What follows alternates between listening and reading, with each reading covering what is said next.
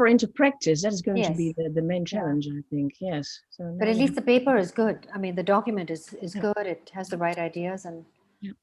there's nothing that jars, actually. Everyone's saying the same thing. If I also may not just so jump good, in to actually. say, this is totally foreign to the diplomatic culture of India, because while foreign ministries are quite used to producing long papers, but they are never put in the public domain. Yeah. Yes, well, I have to say the Germans produce a significantly more substantial and thorough and long paper than the Netherlands, but I think maybe that's also in the culture of the nation. And we try to keep a little bit shorter and a little bit briefer. But I think essentially we're saying it's the same, and we started actually this exercise together as well. So, yeah. That's good. Mm-hmm. So that's terrific. So Peter, you will start, and then I'll take over. Exercise as well. I saw the first document and the thinking paper was very, very interesting. Yeah, it's a good one. So Michael, it was a good document, policy exchange document. Absolutely. There's quite a lot structurally in there. There's a lot of alphabetic soup, I think, with a number of initiatives. So we have to work through them all now and make sure, as Karen said, that they're all reasonably practical. But as I was going to say in a few minutes' time, it is very, very odd that France and Germany have had an Indo-Pacific strategy and Britain hasn't. And the Netherlands. And the Netherlands, sure, and the United States. But, it is very, very odd that we are the one, with all our legacy, we're the one major country that didn't have one until now. And when you think we have a Gulf strategy and they've done work on an Africa strategy and so on, we really do feel we're filling a gap. Mm-hmm. Yeah. Mm-hmm. I'm sure Sir Michael has heard the new phrase today uttered in South Block when our minister said the UK has got a new Indo-Pacific tilt. Mm-hmm. That's from Sir Peter's document. Yeah. That's really good. So Dominic Robb is here, as you know. So they've had a good meeting, no, Rajiv, this morning? Yes, I think the first indications coming directly from the minister, who has become a regular tweeter, besides being a almost very frequent speaker in all kinds of domains. In fora, he just spoken. He was thrilled with his meeting with the foreign secretary, and they seem to be really hitting along very well. And of course, your prime minister just confirmed, that he would be the chief guest at the Republic Day of India, which is a big thing in this country, as you know very well. Yeah, that's excellent news. Yeah, we're really thrilled. And hopefully, there'll be fewer masks. Yeah. And it's a very good time for a reset. And Manjeet, one more thing quickly. Sorry, I could say, they said that UK has invited India for the D10 meeting, which will be chaired by the UK. So things really, we couldn't have asked for a better timing for this event, our event. Yes. Good. Especially having you here, Sir Michael. What could be better? Well, I could be in India. That would be better. Yeah, exactly. Next time, next year, all three of you maybe. We'll get you all here. Yes. That would be fantastic. Karin and myself will make sure that we spoil the party a little bit because we're the European Union. So we're not going to give you all, we're not going to allow this to be sold as a success or anything like this, right? A desperate British move, to look for new friends, Well, UK can do with success now, can't they? It's challenging times. 2 more weeks to go, then we'll all be friends again. Yeah, absolutely. There will be a deal. There will be a deal. Absolutely. No, there will be a deal. That's for sure. Yeah. So I think we are ready to go. Shagnik, are we good? Yes, Manjuta.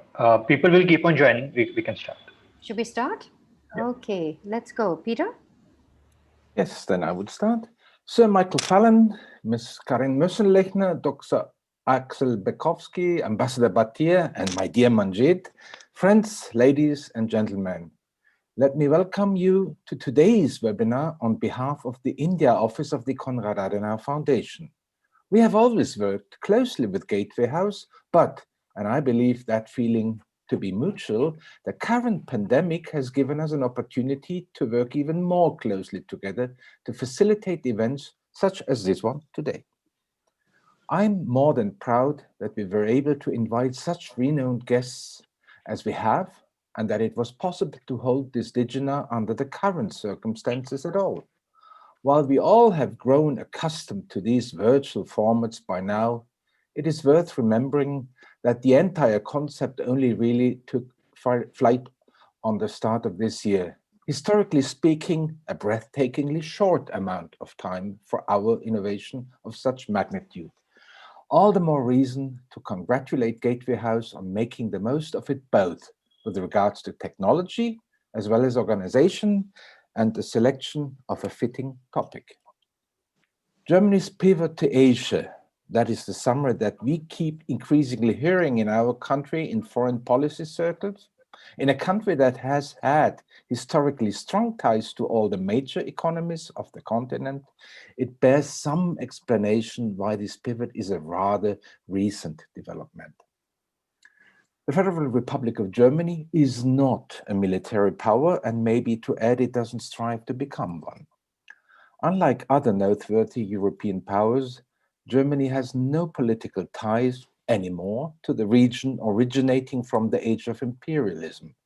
Neither is a pronounced and persistent German engagement palatable to the German electorate, which has time and again proven that Germans have a historically difficult relationship to military engagement, even if embedded in wider-ranging alliances, even facing criticism if participating at a UN peacekeeping mission. But as one of the leading trading powers in this globe, we have a clear stake in the Indo-Pacific that is increasingly understood within the German business and political community. The focus of our security architecture still lies firmly with the Middle East, West Asia from an Indian terminology, but as pressure is building on the Indo-Pacific and its trading routes, any change in the geopolitical and economic balance there will be grave repercussions for Germany and Europe at large. These implications have been understood by the German government, which is why we have issued our new Indo-Pacific guidelines. As our new strategy for the Indo-Pacific sets out, Germany is not looking to become just another power, trying to unilaterally impose its vision on the region. Like India, we understand ourselves as defenders of a multilateral world order under threat that looms larger by the day. In that spirit, and with our experiences in trying to work with China and Russia within international structures, and out of the sheer necessity of performing within the limits of what the German electorate can condone, Germany is looking for partners in the Indo-Pacific. We are diversifying our options. India and the countries that constitute the Quad are themselves striving to keep the Indo-Pacific open and accessible to all, while the European Union is also watching the unfolding of Germany's new policy with interest. Just recently, the Dutch have added their voice to the European chorus within their own strategy. I'm sure our colleague from the Netherlands might add something to that. At the heart of the world's grandest geostrategic region lies the wealth of countries of the region generate and the trade that passes through the Indian Ocean.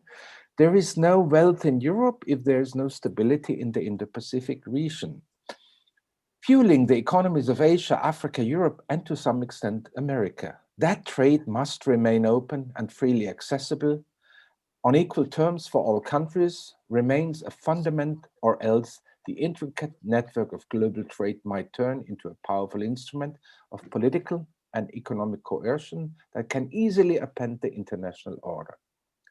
France, Germany, the Netherlands, the new strategies presented by our own governments are encouraging signs, as is the general direction of Asia-related policies in the European Union. And we should not be surprised if maybe by middle of next year, to be optimistic, we see a strategy of the European Union towards the Indo-Pacific. Yet, as fast as the Quad has become an alliance to be reckoned with us, Europeans need to step up our game in the Indo-Pacific. We will undoubtedly hear more about the reasons behind the recent British decision to significantly raise the defense budget at the expense of their development aid from our esteemed guest in a short while. But as our close friends across the channel are gearing up to leave the Union in a few weeks, I mean factually, not only legally, I would like to state that we are still bound by common beliefs, cultural exchange, and a deep-seated sense of national fraternity and friendship, especially within the context of the Indo-Pacific. I believe this is vital that we act cohesively as Europeans, even if we are no longer bound by the legal umbilical cord of the European Union. At the same time, the other countries of the European Union need to make their voices heard in the Indo-Pacific. Spain, Portugal, Italy, and others are still missing in what will eventually become a fully fledged all-European Indo-Pacific policy, as I mentioned before. The list of countries that uphold a values-based multilateral world order is far longer than the list of its opponents. Maybe that's something to look at as well. But only if we all take a stand, we will be able to make that crucial difference. We have to stand strong and we have to stand together. Upholding the beliefs of Konrad Adenauer, modern Germany's first chancellor, we believe that it is virtually important and vitally important that our vision for the Indo-Pacific remains a mutually beneficial one. Now, I'm looking forward to hear our guests and an undoubtedly thought-provoking event in which we are all bound to expand our horizons. Thank you very much. Thank you very much, Peter. I'm going to jump right into the questions, but before that, a few housekeeping rules. We are going to have about 30 to 40-minute discussion with our panelists, after which we will open it up for Q&A. Please put your questions into the chat box, and I will make sure that I ask them on your behalf. Thank you very much. We'll have 20 minutes of Q&A after this. So I'm going to jump right in. Karen, welcome.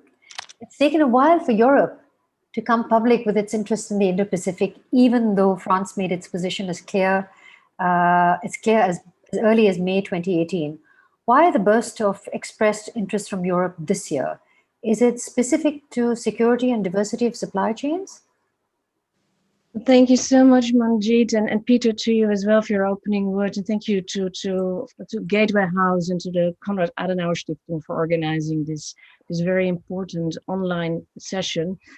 Of course, we would have loved to be in India at the moment, but still, I mean, very glad that the technology allows us to have this session like this. And indeed, it's very topical. We're at the moment, we are having many discussions, both bilaterally as the Netherlands and in EU context on the Indo-Pacific. And why Europe and why now?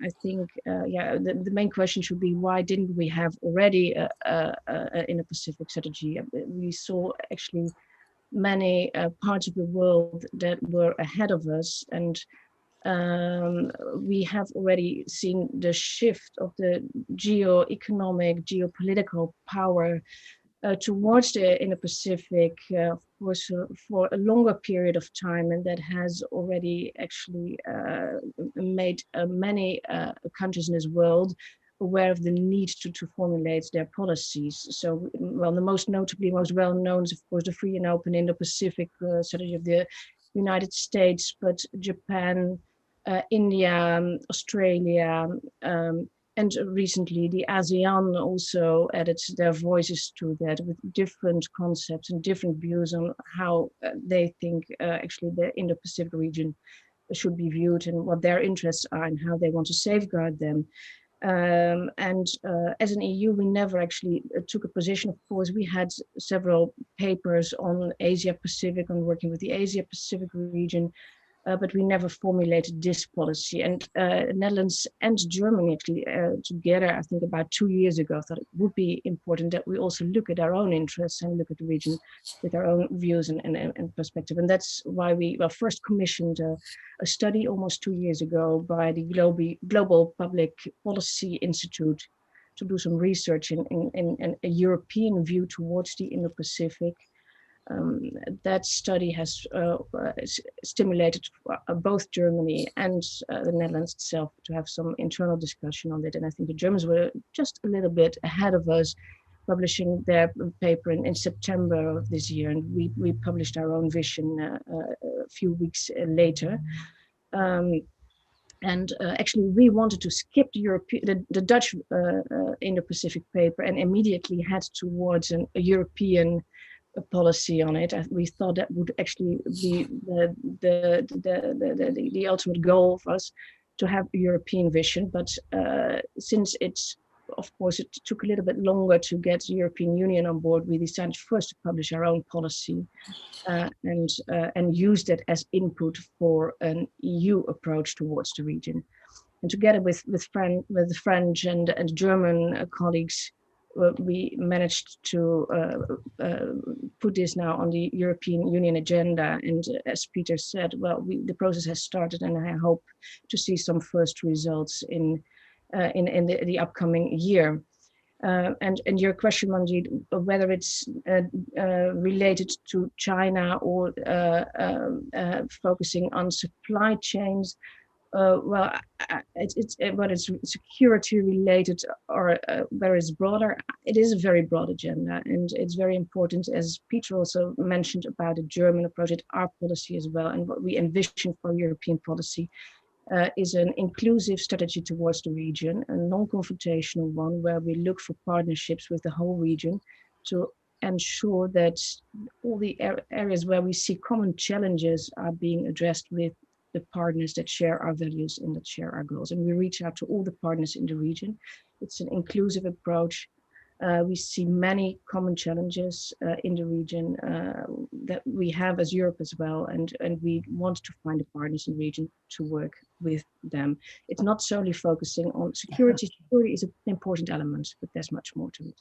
I leave it at that because there's much more to say. But yes, and we have many questions for you. Yeah. Thank you. Thank you, Karen. Sir Michael, last month in November, the Indian Foreign Secretary Harsh Shringla spoke at the policy exchange where you are and urged the UK to sign its Indo-Pacific strategy with India, to align it with India. What are the broad concerns that will shape the UK's Indo-Pacific outlook?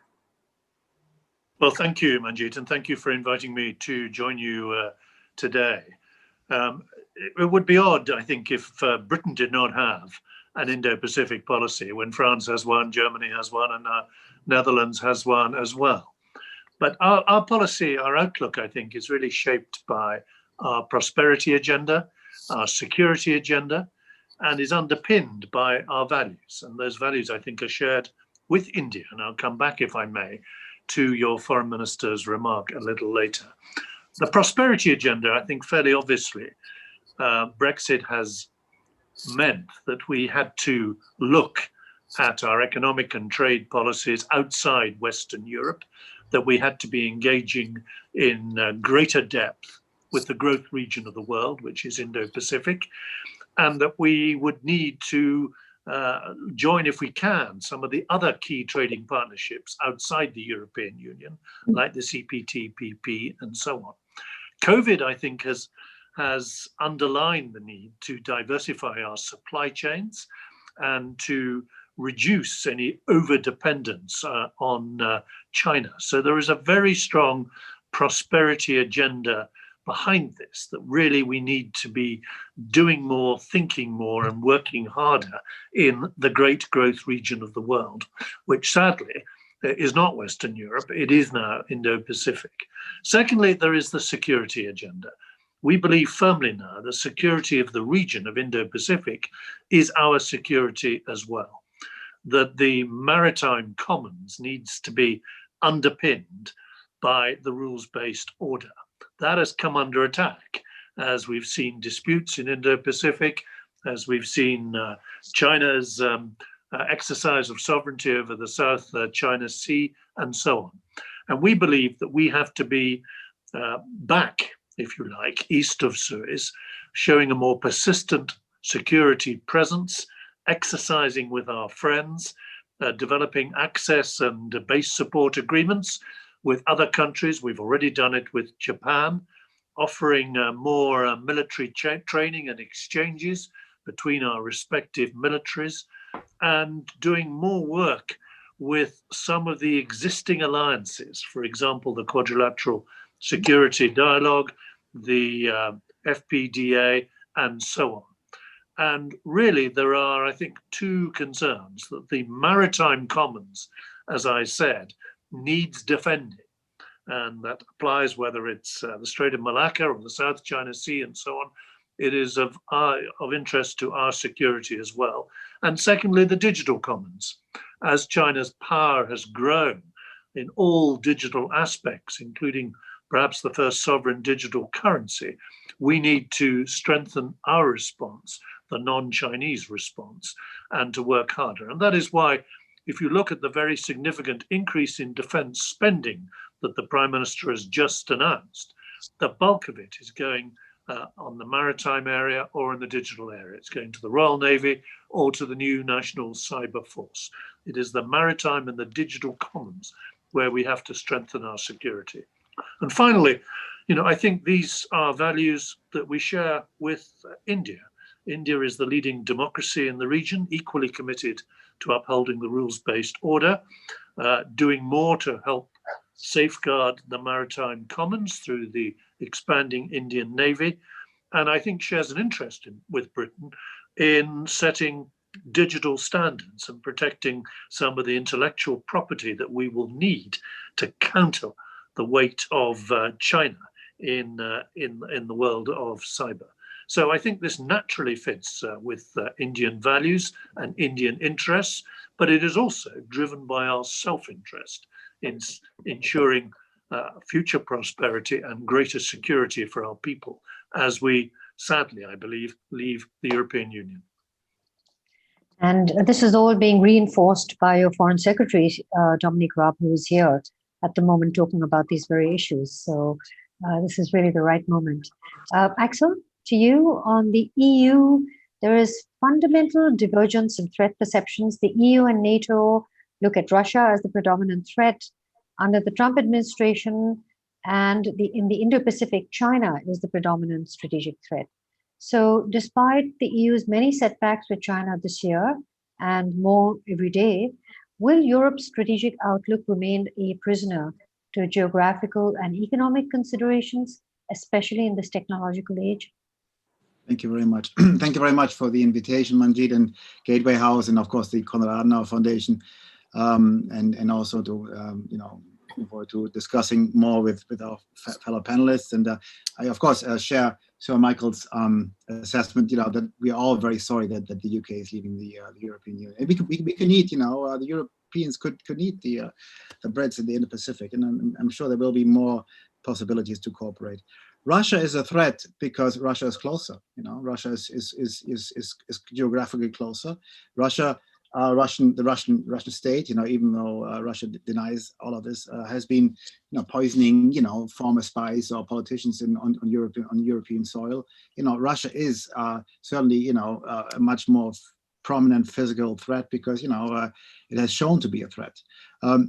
China is only so far, and Kadi knows much more about this, of course, is only so far a systemic rival. That is already something since 2019. So no longer, I'd say it's probably a very tough sell now to go around Brussels and say, look, we are still engaging China politically, and it's we have a lot of shared goals and objectives in international politics. I think it's a very tough sell now. I haven't heard anybody going around saying that. So there's certainly a change of perception. The only thing, well, not the only thing, but the main thing, at least for now, unless there's territorial expansionism taking place on Europe's doorstep, China is very far away, fast geographically. It doesn't mean that we're not interested, the Europeans. That doesn't mean that we should not be interested, and we are, of course, getting more interested, and we have an opinion on the territorial expansionism in the South China Sea, in the Indian Ocean, if you will, close to India, in the East China Sea, the dispute with Japan. But it's, for now, it seems it's easier to not to refer to China as a threat, but only, if you will, as a systemic rival. That said, however, and I think this is encouraging for those who have been arguing to become tougher on China, to become more assertive, to have an opinion on China that goes beyond saying, look, we are looking forward to resolving all the disputes with China peacefully, is that Europe has become more assertive. Have a look at the visit of Chinese Foreign Minister Wang in Europe in the summer. He got a bloody nose. Okay, he got a bloody nose all over the place. He got a bloody nose not in Italy, but he got a bloody nose certainly in Germany. Xinjiang, made it onto the agenda. Hong Kong was in the agenda. Freedom of speech and expression made it onto the agenda. And I think Foreign Minister Wang was quite surprised, because until then he thought, we are a bunch of pushovers, and because we have been a bunch of pushovers, and I can say this because I'm not a politician, I'm only a scholar, so basically say what I want. But we have been, talking too long about, joint approaches, mutual interest, even shared values. When I first worked in Brussels, I mean, that never convinced really anybody, really, but it, made it onto the agenda. I think this is over, and I think it is important to point this out. And the second thing is, or the third thing is, yes, and it has been mentioned by Sir Michael, and it has been mentioned by Karin. Of course, we're getting interested in the region. Of course, we have every right to team up with Japan or with India or with other democratic countries to defend our interests, be it individually, be it bilaterally, be it in the framework of Quad. And I'm very happy to see that there is, interest in the Netherlands, in Germany, and of course within the European Union. Although of course the EU's Indo-Pacific paper, has yet to come out. It's always taken longer, as Karin pointed out. But we have every right and an obligation also to be interested. I remember, and this I conclude, 2016. I'm sure Sir Michael, remembers that. I'm sure he was there when French Defense Minister Le Drian, he said something about teaming up with fellow democracies in East Asia, and considering at least the possibility of some joint European-Asian patrolling in Asian territorial waters. And I remember that Le Drian, he didn't get a bloody nose from his fellow European colleagues, but there was no grand enthusiasm in Brussels about this idea. And I think this idea, maybe Europe would still be very reluctant to say, look, we are ready to jointly patrol, the Indian Ocean or the South China Sea to keep Chinese territorial ambitions in check. But I think it is maybe more of a possibility, joint patrolling, if you will, than it was a couple of years ago. And so it should be. And of course, last thing, Majid, if I say, and of course, there's a big discourse whether what is going on in the Quad framework is containment, or whether it's peacefully, a peaceful alliance of democratic countries. Of course, it is containment. Of course, we are containing China. Of course, the Quad is aimed at containing China, and so it should be, because China is the elephant in the room. China is expanding its territories in Asian territorial waters. China is building facilities on disputed islands in the South China Sea. China is building a military base on an island that might belong to Vietnam or to the Philippines. And just because, very last thing, and just because China is taking out maps from the Ming or Qing dynasty, which demonstrate, if you will, that these islands belong to China, they do not. And in 2016, the Permanent Court of Arbitration in The Hague, in the Netherlands, decided that territorial claims made by China in the South China Sea are not relevant in terms of international law. So, very happy to see a bit more assertiveness and a bit less, friendliness and by now obsolete talk of politically engaging the elephant in the room, which is not India but China. Okay. I'm going to ask you all three one more question. We've got lots of questions from the audience. I'm just going to jump right in. Karen, the Netherlands is one of the largest investors in ASEAN. And can you tell us specifically, but you have a specific China policy, and then you've got Indo-Pacific guidelines. So can you list specific goals that the Netherlands wants to achieve on the ground, A, in respect of China, and B, within the larger Indo-Pacific region? Yeah, thank you so much. And indeed, I mean, Netherlands is a very open economy, open trade country, and a large investor, and so we have a lot of economic interests in the ASEAN and in the Asia region, in the Indo-Pacific region, in keeping open the trade routes. So that is definitely also one of the reasons why I think we are in the forefront of the European discussion here. We have a long history of trade with the region, and we are still largely dependent on international trade.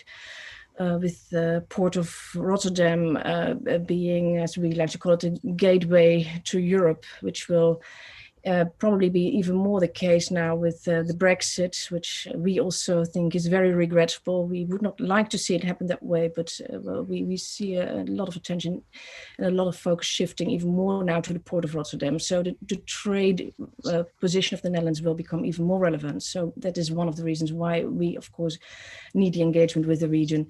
But shifting to China, well, we published a China policy paper in the Netherlands a year and a half ago, also because of all the questions and the challenges that we are seeing and we're dealing with a multifaceted and a multi-layered China. China is an important trading partner for us as well, and it's an essential partner in dealing with many of the global challenges that we're having. And for instance, in the area of climate change, we very much welcome the recent announcement by President Xi Jinping about stepping up the ambitions of China in that area.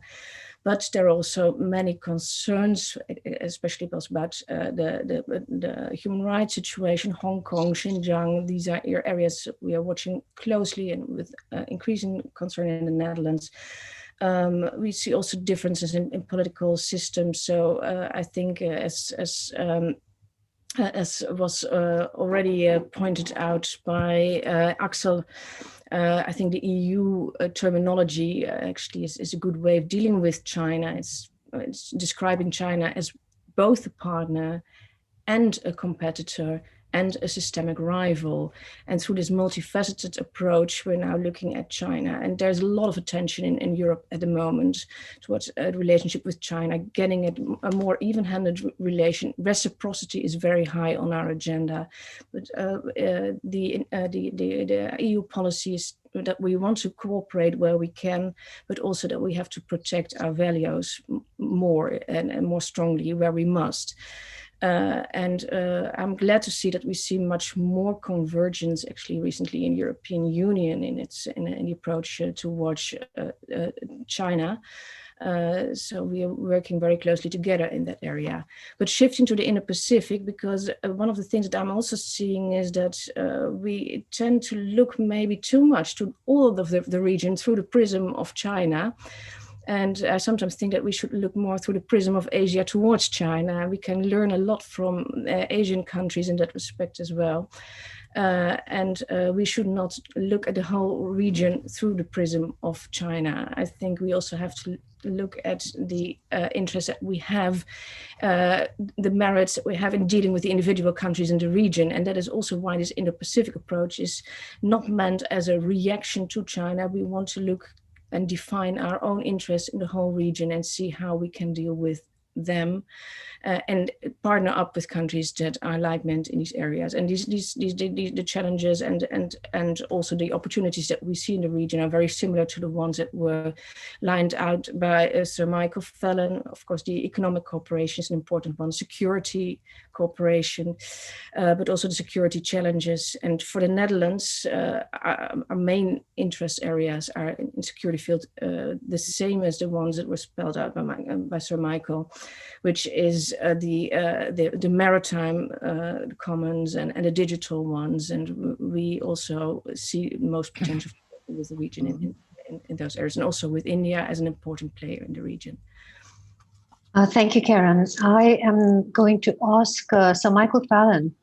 Britain has a leadership in the Commonwealth. You're the flag bearer of the Commonwealth.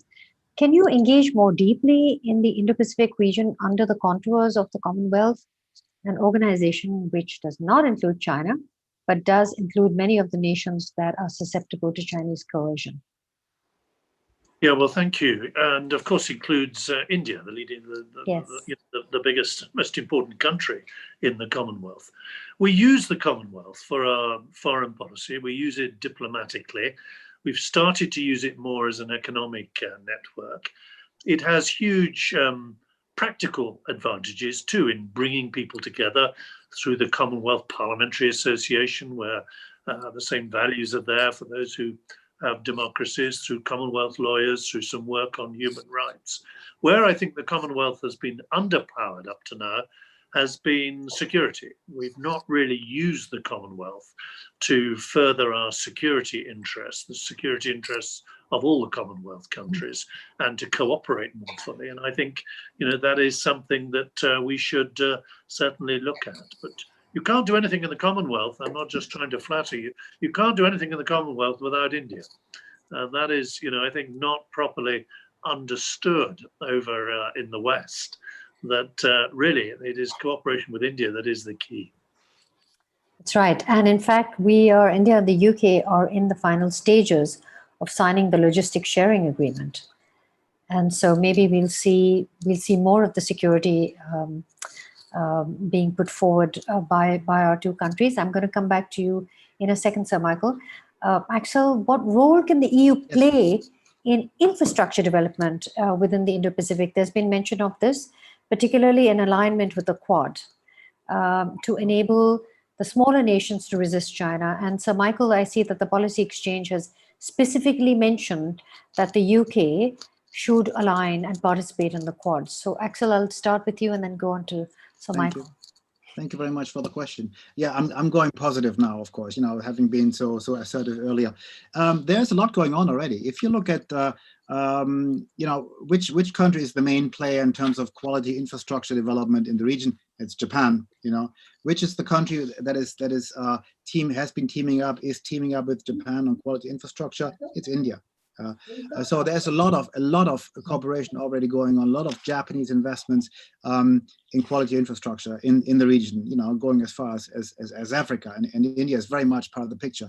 And he comes in, and Karin, of course, knows about this as well. He comes in the European Union, 2019, EU-Japan Connectivity Declaration, the Connectivity Joint Quality Infrastructure Declaration. I don't know the exact title, but this is maybe it's small as compared to what the Chinese have been putting on the table in terms of the Belt and Road Initiative, but it's a beginning, and the European Union, of course, is teaming up with Japan, which in turn is teaming up with India. So there is it's not necessarily an institutionalist trilateral infrastructure development program, but there's a lot going on. And if you take the effort to look at the list of what is being planned and what is already going on in terms of quality infrastructure, as opposed to conventional infrastructure, Belt and Road Initiative style, it's a lot. So there's a lot of interest. The fund is still, I think the fund that the Europeans have aside with Japan is amounting to 65 billion euro.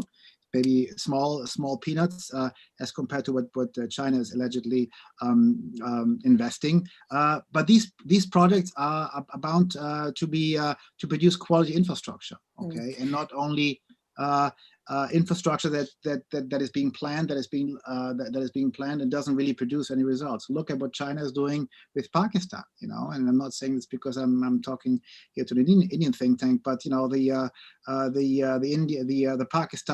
Pakistan-China economic corridor is a disaster in terms of profitability and in terms of quality as well. So there's a lot that the European Union is doing or has been announcing to be doing in the future. It's early stages, but it's going on.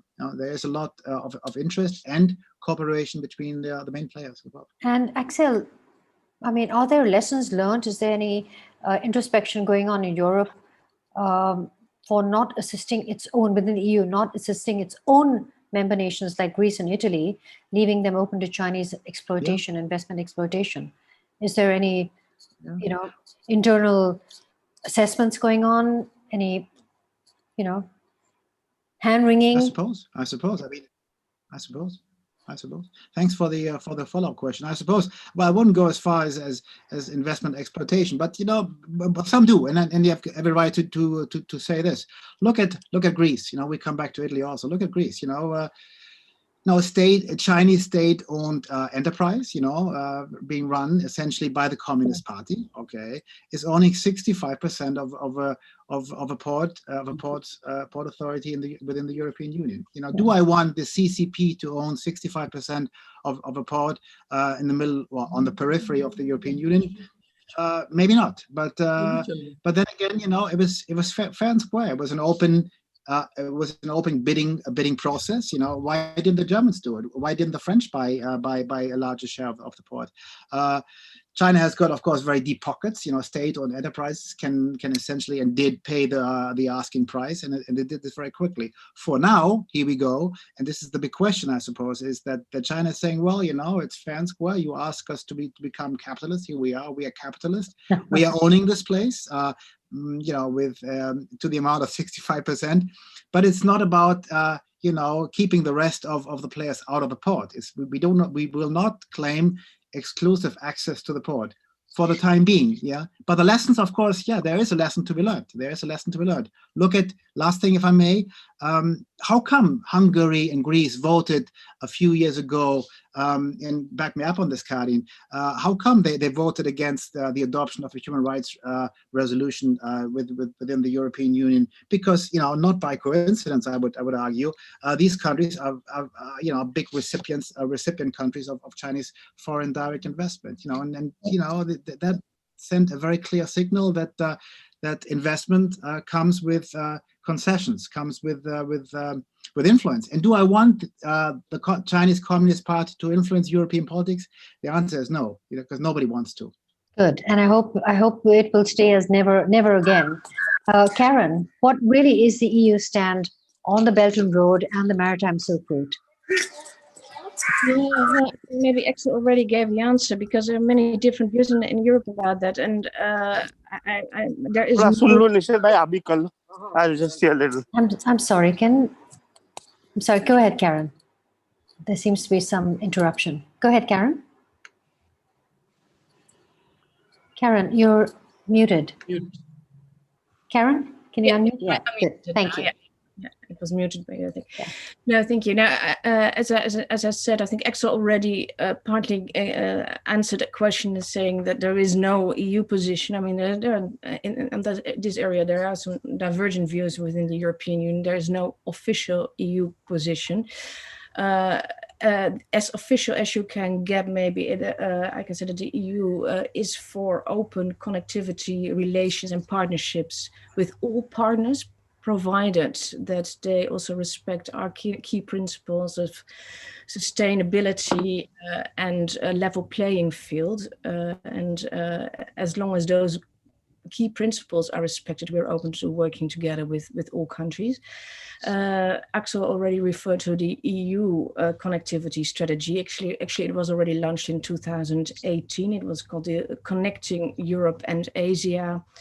And it stated that sustainable, comprehensive and rules-based connectivity will contribute to enhanced prosperity, safety and resilience of people and societies in Europe and Asia. I quoted this because this is a whole phrase, but that is the basis of the European connectivity strategy, and that is actually our own instrument in the region that we want to expand more. We recently signed a joint statement with the foreign ministers of the ASEAN region on connectivity, very much interested in engaging with India as well in the area of connectivity, because we believe it is important that we as a European Union also provide an alternative and not just leave countries that are having questions about BRI initiatives in the hands of the Chinese. I think there should be something to choose as well, and we have not been good enough in that. So I think that is something that we should be doing as a European Union as well. The connectivity strategy is not aimed against any strategy. As I said, we want to cooperate with everyone who meets the same criteria and guidelines, but we are trying to set a standard there, and I think norms and standards are also an important part of our investment policy. We're also aware, of course, of the fact that the Belt and Road Initiative is not a purely economic strategy. There's also geostrategic policy behind it. And of course, it's something that we have to keep in mind as well, and that others in the region are keeping in mind as well. And it's also creating dependencies, and we all know, and I think COVID times have even pointed out stronger to us how these dependencies can work out in practice. So I think minimizing strategic dependencies, if not necessary, is something that is relevant to us as well. So we try to provide alternatives. We try to provide the countries in the ASEAN region an option to work and connect with Europe in the connectivity strategy program. But we're not there yet. It's also something that has to be put more from paper into practice, just like the Indo-Pacific strategies that are out in the open now. I think it is something that we want to make more concrete. We have good paper exercises now, but we have to prove in practice that we are working, and we want to engage with the countries in the region. And connectivity is broad connectivity. It is connectivity in the field of energy. It's transport connectivity. We're talking about connectivity in infrastructure, of course, and also people-to-people connectivity. And I think that is very important. So with all these dimensions, we hope to be able to work together with the countries. Thank you, Karen. That helps. And so, Michael, back to the India and the UK signing the logistics sharing agreement. What benefits will this agreement bring in the larger Indo-Pacific region for the two countries? Will we see the UK carrier group visiting India next year as part of its planned deployment? Yes, I certainly hope you'll see the carrier group in the Indian Ocean. This logistics agreement actually is overdue. It was back in the last defence review in 2015 that the review I conducted that we highlighted the significance of India as a stronger potential partner. And we launched something called the Defence and International Security Partnership with India, which is why I visited, and we sent a ship, I think, a couple of years ago to Goa to participate in the Konkan exercises, and why we've been slowly working on this logistic agreement. What will it do? I hope it will enable us to share supplies and services between our navies. In big oceans, you need to be able to rely on supplies of fuel and food if you're going to exercise together. I hope it'll lead to more frequent exchanges and more port calls. It'll help the Indian Navy when the Indian Navy visits us in the Atlantic area, and it'll help the Royal Navy in the Indian Ocean. And I hope it'll also benefit the region. I think the more you start to exercise with other navies, the more you can build up the habit of working together, whether you're dealing with piracy, whether you're running humanitarian relief operations and so on. That should benefit the whole region. Now, you can't do that unless you have the legal framework in place, which we've just put in place with Japan. And I very much hope you're going to hear quite shortly now that it will be in place with India as well. The new carrier sails next year, Queen Elizabeth. I don't think you can see on the screen, but that is the Queen Elizabeth cufflink. I have one on each cuff, which is the Prince of Wales, the most expensive cufflinks in London, 3.2 billion sterling each. But yes, we will be sending the carrier. You'll see the carrier group east of Suez next year. I haven't seen the exact plan, but that group, which will not just be British, it will have our allies involved as well, will be out there in the Indian Ocean. Thank you. And before we open it up to the audience, Axel, an economic question for you. There's a lot of talk about how we need to get the economics of the Indo-Pacific, Europe engaged with the economics of it. So the EU, led by Italy, is going to chair the G20 in a few days, in 2021. And it's going to be followed by Indonesia and India, both countries in the Indo-Pacific that have been impacted by China's aggression. Can Italy use its G20 chair to create room for economic maneuver with regard to the Indo-Pacific, where China wants to dominate with its technology, financial, and industrial standards? Thank you for the question. I don't want to speak ill of my adopted country and of the G20 as a whole. I'm skeptical. Yeah, I'm skeptical not because of Italy, but because of the G20. If I ask around, friends, colleagues, what would you cite, as a G20 achievement in concrete policy over recent years? I think people would be at a loss of words. G20 is a good, certainly a good forum, to get together for networking and putting the issues on the table. But because G20 is also, certainly a forum, that the chairmanship is taken by a country who wants to do a very good job, wants to get it over with without any problems, and not really, don't get me wrong, I'm not saying it could change in the future, but for now, I'd say, because it's not an institution, it's a forum, it's not having any legally binding decision-making power. I don't think it will have much impact. That said, however, who knows? Maybe Italy will be then also, walk the additional mile and really put something very concrete on the table, and try to bring not only all partners to the same table, but also get others to endorse ideas that Italy might or might not have. But I'm skeptical about the G20, not because I don't like the forum, but about the lack of instruments. And maybe I'm too European and too bureaucratic and too technical. But I think the past has shown that you need instruments to adopt the policies on the ground, I'd say. That's true. So we are going to open this up to audience Q&A. Rajiv, you can ask questions too, and so can you, Peter.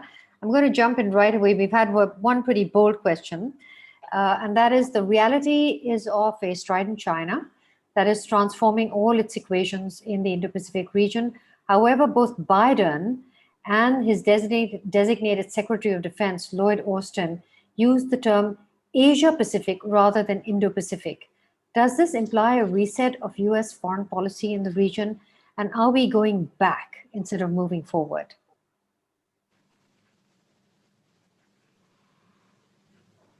Who'd like to take the question? Maybe Sir Michael, you could go first, and then we could ask everybody else the question. Okay, well, I hadn't heard that precise formulation, and it's a bit early, I think, yes, to cast the whole of US foreign policy on a formulation from somebody who's not even been confirmed. I think it was my colleague Jim Mattis who first changed the name of the command to emphasize the reality in Indo-Pacific. And from what I've read of Tony Blinken, the nominated Secretary of State, from what he's been saying over the last year or two, I think we're certainly going to see, a switch in focus away from the Middle East towards the Pacific. And I didn't read into that those particular descriptions what your questioner did. Well, there has been some talk, because Biden used the term, instead of free and open Indo-Pacific, he has used secure and prosperous Indo-Pacific, and then we had a talk on the Asia-Pacific rather than the Indo-Pacific. So there's been, particularly in India, there's quite a lot of concern about what this means. There may be some, Indians are right, if I may put it like this, to be sensitive about this kind of wording. On the other hand, I'm bound to say to you that along with some of my fellow panelists, I have sat through an awful lot of Biden's speeches, quite lengthy speeches, where he's used different formulations. So I haven't attached as much significance to it as you have, and I'd have thought that American interest in India, has been, if anything, has been growing quite sharply over the last few years. Yes. But why don't we hear from one of your Indian colleagues? Yes. Rajiv, go ahead. Yeah, thank you very much. Very stimulating dialogue. Thank you very much, dear panelists. I have one question, which is essentially to say that we have such distinguished representatives of 4 European nations sitting on the table, 2 thought leaders, 2 very distinguished people with the government background. What is your assessment looking at this thing today at the end of 2020? Can we be reasonably optimistic that by the end of 2021, that is a year from now, we could possibly see an EU policy on the Indo-Pacific. Who would you like? Karen? I think I would like Karen is Axel one, to yeah. answer it, and maybe we can treat Peter, who is the co-host, as a panelist as well. Okay. Karen, go for it. Did you ask Karen? Rajiv? Yeah. Yeah, Karen is perfectly fine. I think she is the latest enthusiast for the IP. So yes, most welcome. Okay. Thank you so much for this question. And yes, I maybe not the latest enthusiast, but I think I was in the most recent meetings in the European Union on this issue. Actually, yesterday we had a KAS capital meeting with all the Director Generals Asia on this issue, and I can tell you that it was a very encouraging exchange. And I noticed that we have all the European Union partners on board to develop this EU Indo-Pacific strategy. So that is an important step. What shape it will take, that will be up for the discussion, of course, but it will be taken up and it will be taken up with a lot of priority. And in January, we will have the next meetings on this issue as well. So I am pretty confident that in the course of next year, yes, we will see a lot more from the European Union on the Indo-Pacific region.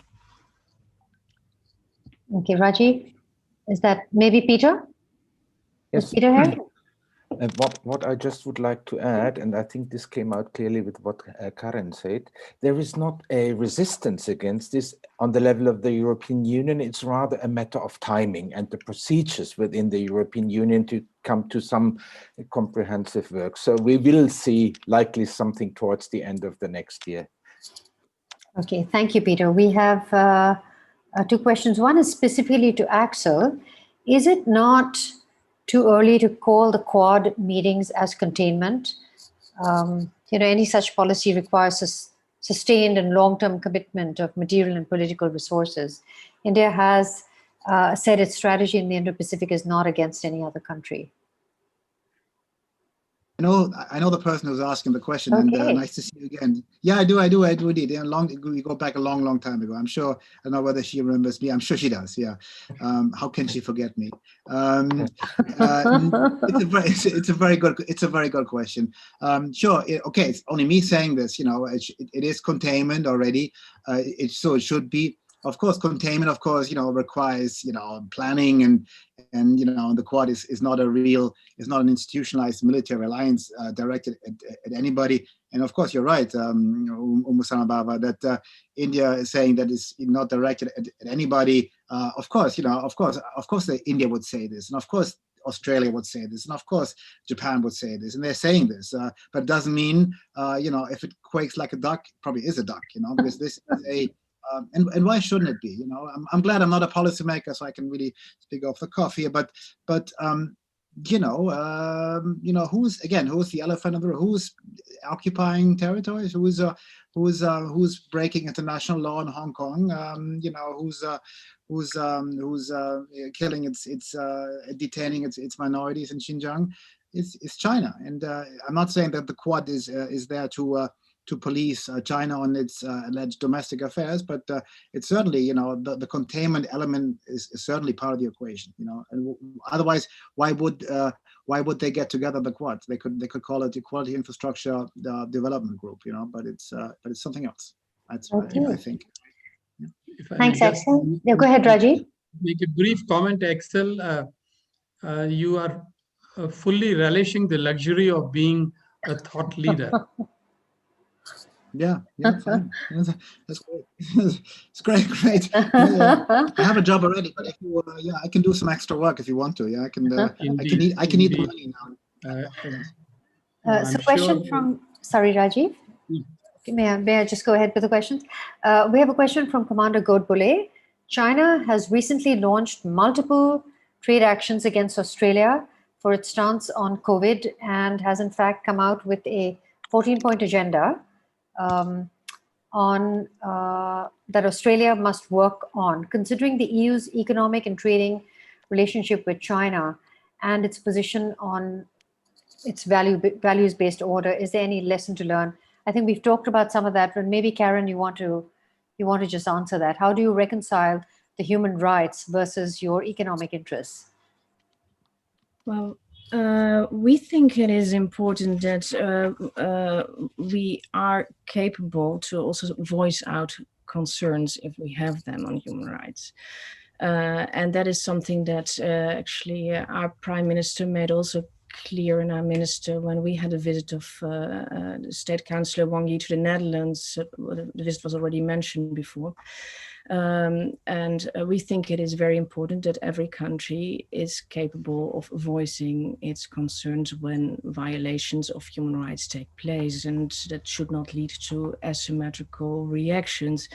So that is something that we are concerned about. We have mentioned that actually to our Chinese counterparts as well, and we will keep repeating that as well. I think this is something where that should not happen. It should not be the case that if a country voices its concerns about certain areas, that it should lead to these kind of repercussions. And that's something where I think also international solidarity is required. Right, and maybe Sir Michael, you could talk about that, since Hong Kong is really a child of Britain, and we're seeing these violations take place. And so far, had it not been for the pandemic, it seems that there would have been no price for China to pay.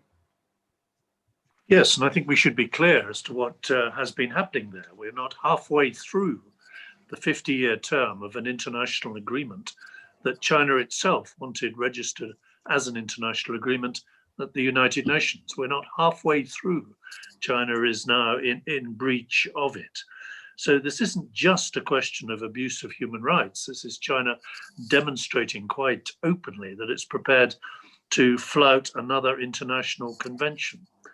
And I think, the danger is we tend to pigeonhole these things as, human rights. And of course, we must call China out over that. What we're seeing in its treatment of Australia is bullying. It's bullying of a neighbour, and it is flouting the norms by which we all get along and trade with each other.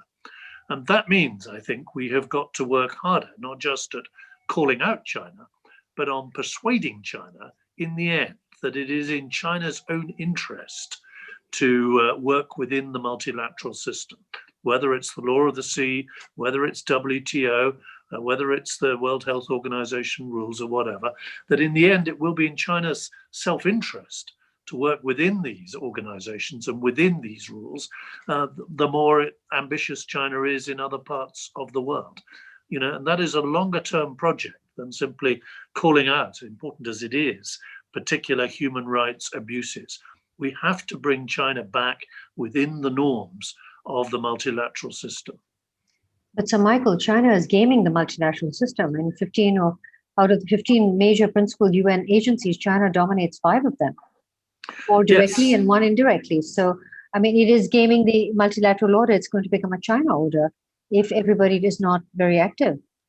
Well, that's why we have to be more active, and we hope for more assertive American leadership, because it often comes down to US leadership in these organizations. And I hope under the new president, we will see firmer US leadership. But all of us who are members of these organizations need to be able to tackle the way in which people get certain jobs and way in which funds are allocated, and be prepared to call out abuses of the rules. We've started to do that, for example, calling out Russia properly in the Organization for the Against the Proliferation of Chemical Weapons. And we need to see more of that, attribution, calling out, and potential sanctions. But we can only do that collectively. We can only do that, by working together. And the example I always give to the Europeans, I hope I don't upset them this afternoon, is to say, in the Strait of Hormuz, we have an Australian ship helping to guard a key trade route into Western Europe, and not for many months a European.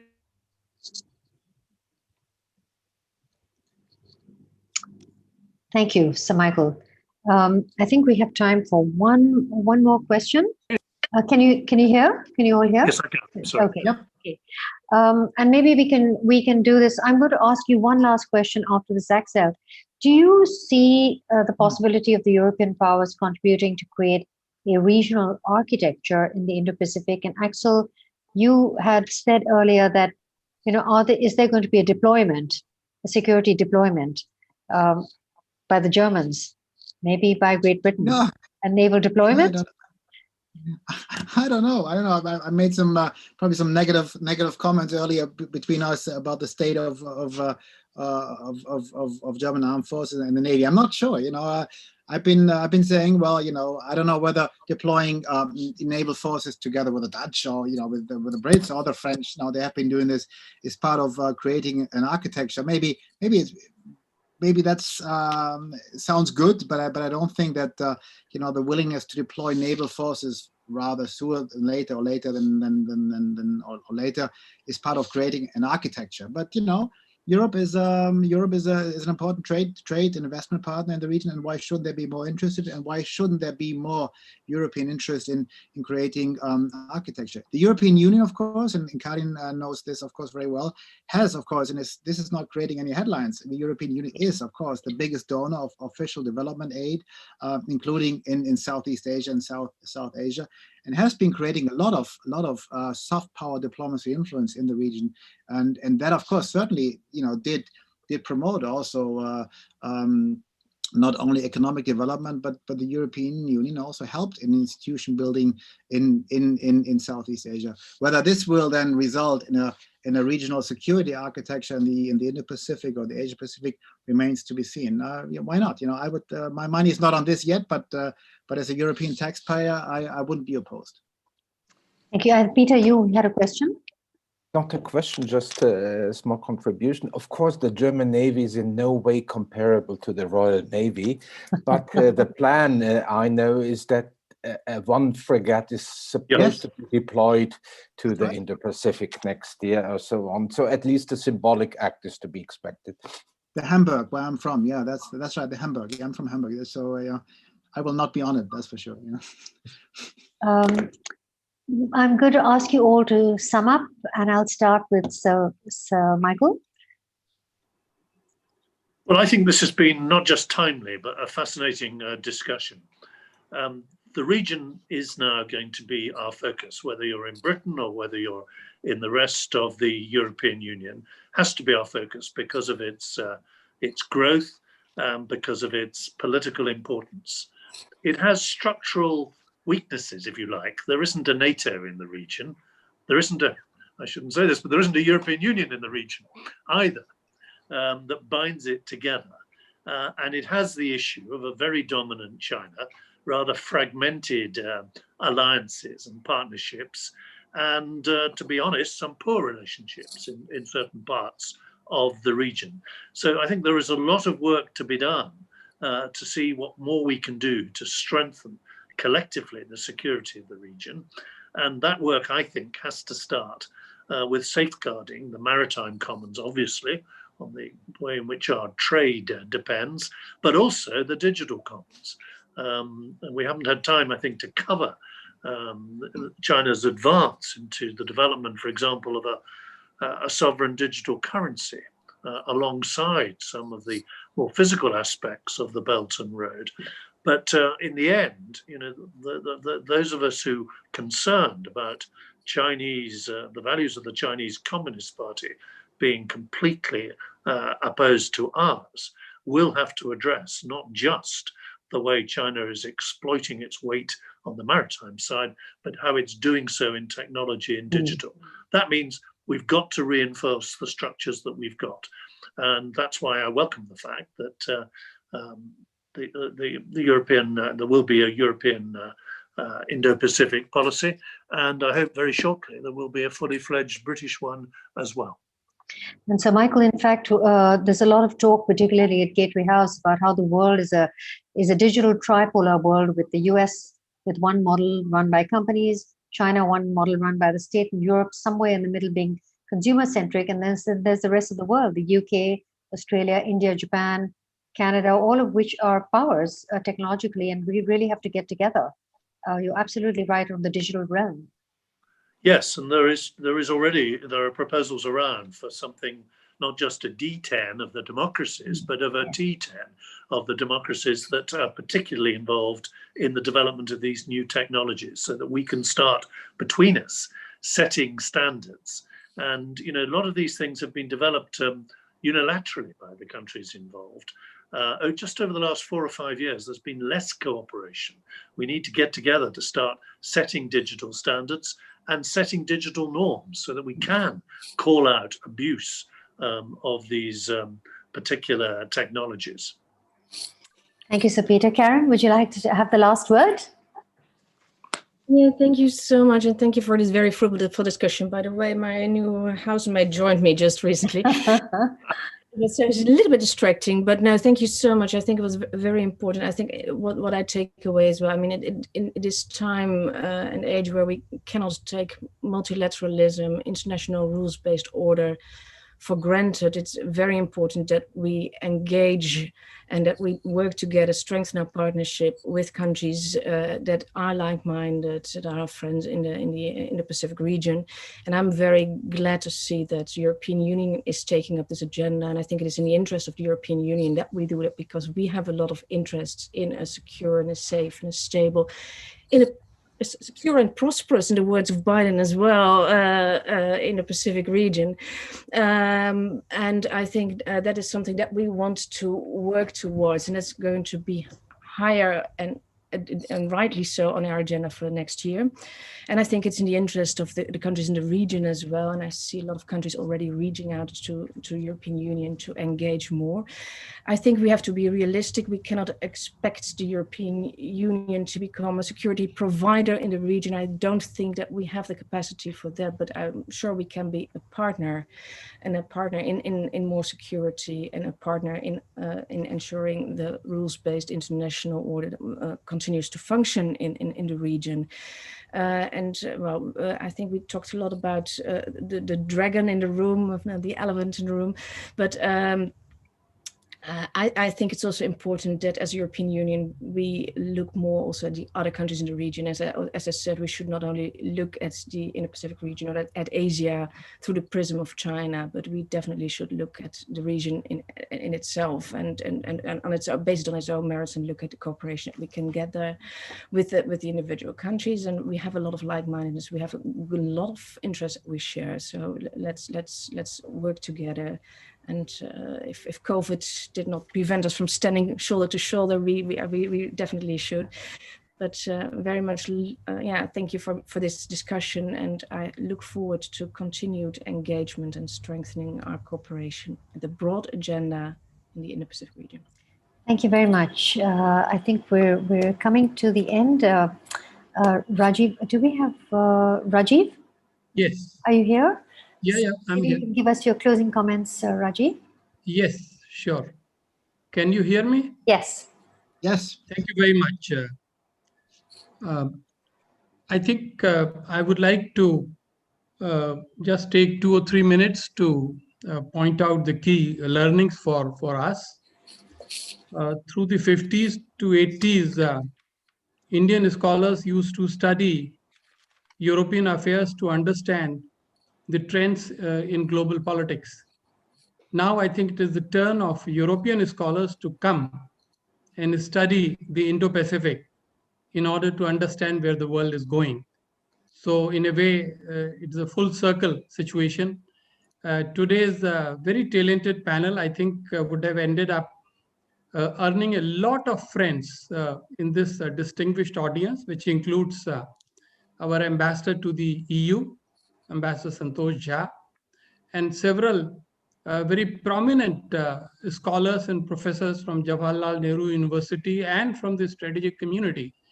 And I think it becomes very, very clear in terms of the signals which have been coming from the panelists. Sir Michael has obviously mastered the art of communicating with Indians who love to speak in mantras. So his tripod of a mantra of Britain being interested in prosperity, security, and values is not merely easy to remember, but it makes a great deal of sense. We also noted from Karen's presentation very clearly that for a long time, or maybe until very recently, Holland in particular, and probably Europe in general, saw China as the partner and as the competitor and also the systemic rival. It was more or less the same thing probably for India as well. But 2020 has changed everything.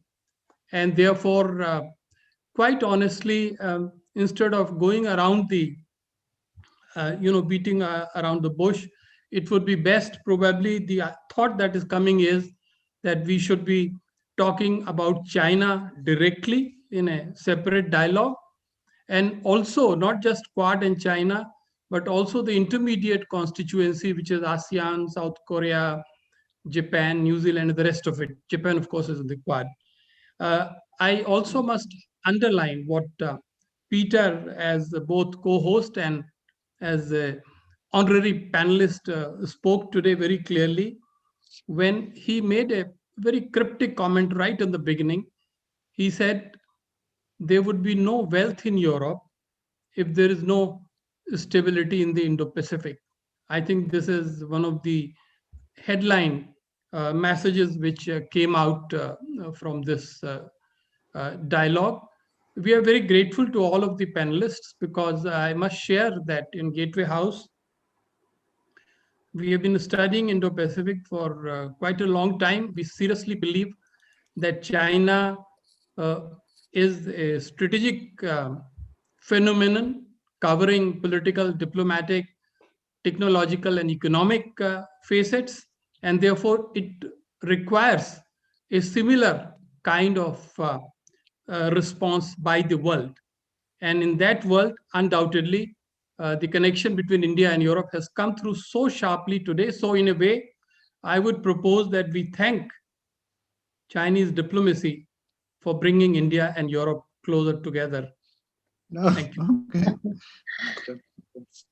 Thank you. Thank you very much, Axel. Thank you very much. It was really a pleasure to have you. Thank you very much. And we for hope to inviting have you before. Sir Michael, really nice to see you again. And Yeah, we Andrew. again hope to have you back in India soon enough.